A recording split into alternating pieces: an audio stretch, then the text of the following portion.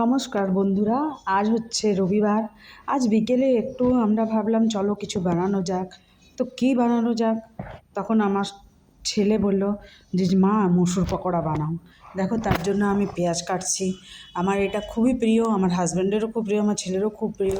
তো সানডে ইভিনিংয়ের আমরা কিছু একটু মানে নাস্তা মানে মানে একটু ভাজাভাজি কিছু বানাবো বললাম। তো কী বানাই? তো মসুর পকোড়া বানাতে বললো। দিয়ে আমি মসুরটাকে ভিজিয়ে রেখেছিলাম। দিয়ে ওটাকে আমি পেস্টও করে নিয়েছি। সেই পেস্টেরটা দেখাবো তোমাদের। এখানে আগে আমি পেঁয়াজ কেটে নিচ্ছি, এদিকে তেল গরম হচ্ছে। এখানে পেঁয়াজগুলো কুচি কুচি করে কেটে নিচ্ছি। দিয়ে লঙ্কা দেবো, লঙ্কা কুচি কুচি করে কেটে নেব।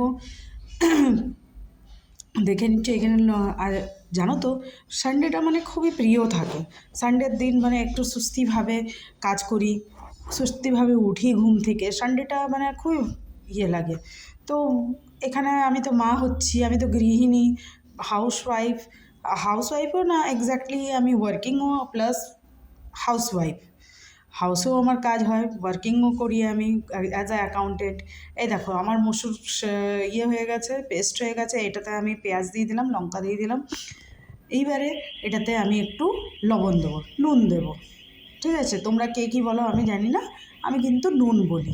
আমরা যেহেতু পুরুলিয়ার বাসিন্দা, তো তাহলে আমরা একটু এটাকে সেমনি বলে থাকি। আমাদের একটু কথাটা মানে অনেক ভালো বাংলাও বলতে পারি না, ভালো মানে ভেঙে বাংলাটাও বলতে পারি না।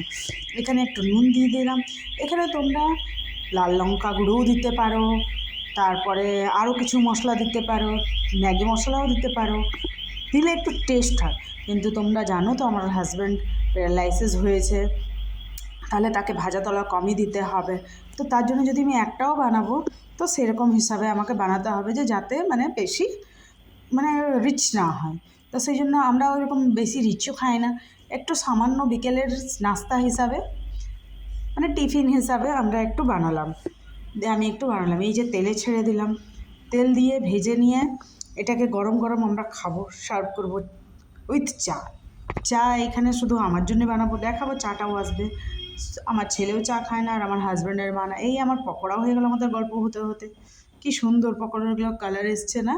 দেখো কি সুন্দর। একটু আরশোলা বর্ণ করে নিতে হবে, আরশোলা বর্ণও ঠিক না, একটু মানে সেরকম করে নিতে হবে। করে নিয়ে ভাজা হয়ে গেলে এই দেখো কি সুন্দর হয়ে উঠেছে, হয়েছে না? দেখো এবার এটাকে আমি প্লেটের মধ্যে দিচ্ছি। দেখো দারুণ হয়েছে দেখতে। এটা খেতেও কিন্তু খুব সুন্দর হয়েছে, তোমরাও আমার মতো করে দেখো, খুব সুন্দর লাগবে খেতে। নর্মাল এই দেখো আমার চাও হয়ে গেছে আমার জন্য শুধু, এই জন্য একটুই চা দেখতে পাচ্ছ তোমরা। ঠিক আছে, আর চাটা আমার হয়ে গেছে। এবারে আমি চা আর গরম গরম পকোড়া খাবো। তোমাদের যদি আমার এই ভিডিওটি ভালো লাগে তো প্লিজ লাইক অ্যান্ড সাবস্ক্রাইব করে দেবো আমাকে। তোমাদের ভালোবাসাই আমি আরও নতুন নতুন ভিডিও আনতে পারবো, সেই জন্য তোমাদের অনেক অনেক ধন্যবাদ।